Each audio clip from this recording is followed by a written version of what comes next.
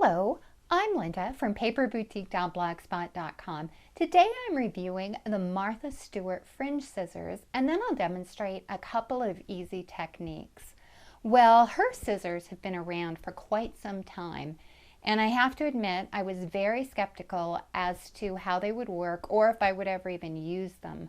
Usually I like to be an early adopter of new products, but not in this case. Well, it turns out that I was so wrong, and I really love these scissors. I purchased mine at Joann's using a 40% off coupon, and here's the packaging so you can see that. They sell for $14.99 online at joanns.com, and you can also buy them at Michael's. With coupons, you can get them for around $7.50. Not bad for a good pair of scissors, and like I said, they're fairly heavy. And they can cut through various types of paper.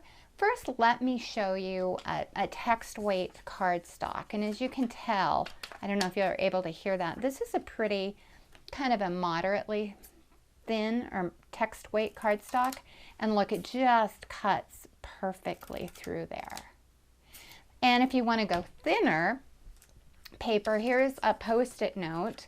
And the scissors cut beautifully through the Post-it note. You can also double up tissue paper and crepe paper, but I really like to use them on kind of a regular, almost a heavyweight cardstock.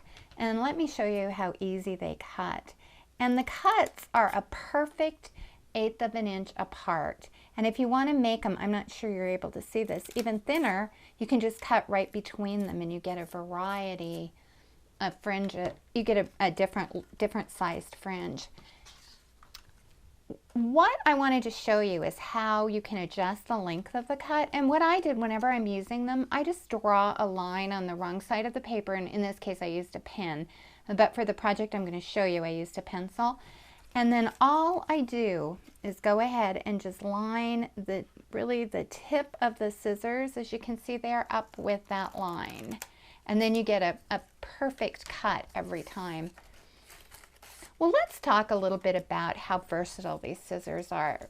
The first thing I did involves confetti. Now, love confetti, and I like to decorate party tables with it. I know people either love or hate confetti, but I'm definitely in the love category. And the first thing I discovered is how easy it is to make confetti using this scissor. You just go ahead and cut, and then just line it, and mine isn't going to be perfect. Line it up, and look, you have very even, uniformed confetti, and I use double-sided paper, so that's just one quick technique. The other technique that I'd like to show you would be making grass, and all I did here is just left like a 1/4 of an inch border, and you could put grass. You can trim the grass so it's different lengths, but I think that would really be fun on cardstock, or not on cardstock, when making cards. Well, the next technique I learned from Martha Stewart. She made these placeholders for Easter, for a spring table or for Easter, and I'm hoping that you can see them. I think they're just adorable, and they're made with the fringe scissors. Well, Martha Stewart recommended writing the guest's name on the egg, and I wish I would have had these scissors for Easter. They would make the cutest Easter egg holders. But here's another one I made out of double-sided Teresa Collins paper, and I'm hoping you can see that. But I think this would be great for a brunch table, and you don't get much of a view when I do this, but you could also use them for, you know, a fall table setting, anytime you wanted to serve like hard-boiled eggs.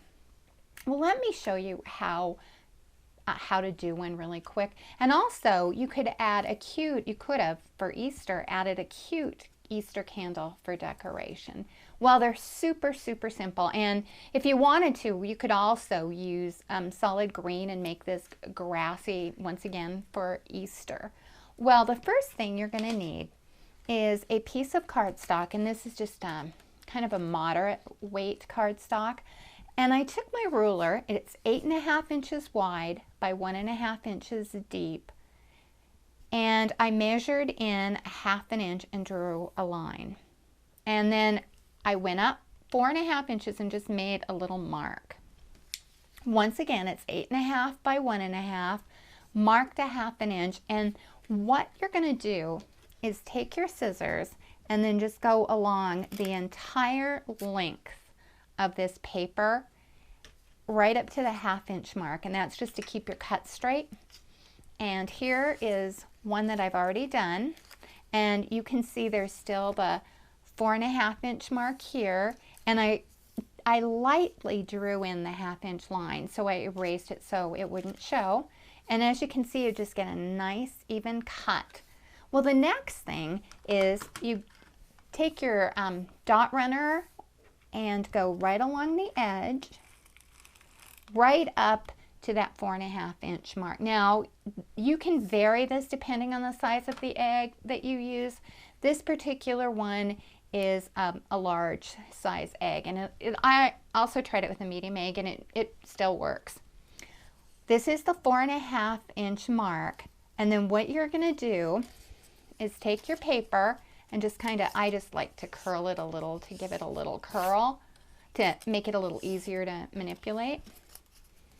And then I just am lining it up. I think you can see that line. I hope you can see that line. And then just go ahead and wrap this all the way around with your double stick tape or tape runner.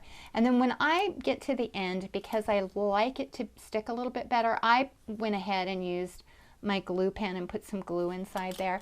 And then all you're going to do is just fan it out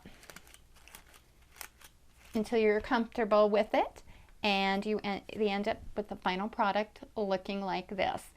The other thing you can do with the fringe is to fringe around a birthday hat, which I think would be really fun. But I want to show you a couple of other ideas from my favorite magazine. I love the Paper Crafts magazine, and this is the Cool Tools magazine edition. And I think I mentioned this in one of my videos before, but I love this magazine. Let me just show you a couple of more things that you can do with your fringe scissors. This particular technique is to trim tissue paper in half and then roll it into a flower. There's also, let me remove this. There's also directions in the book on how to make a tassel by just fringing and rolling and then tying off the tassel. Super easy. Here's another flower that was made using the tassel, and here's where they used their version. This was the grass we cut, which would also work. They folded crepe paper strips in half, and that's done with crepe paper to give it added texture. And I love this one. This one's made using a paper bag and then just using Martha Stewart scissors. Well, I would like to thank you all for visiting, and please visit my blog. Whoops, there's still some more confetti. Visit my blog at www.paperboutique.blogspot.com for more projects and ideas. Bye-bye.